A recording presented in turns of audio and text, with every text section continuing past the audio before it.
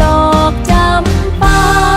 ไปบานพิษฝนแตกช่ออ่อนพิษมองเขาเลยมองบ่เห็นเช่นความหักต้องหักให้เป็นเจ้าเลือกอย่างพิเศษเลือกเสื้อใจเขาเจ้าดอกจำปา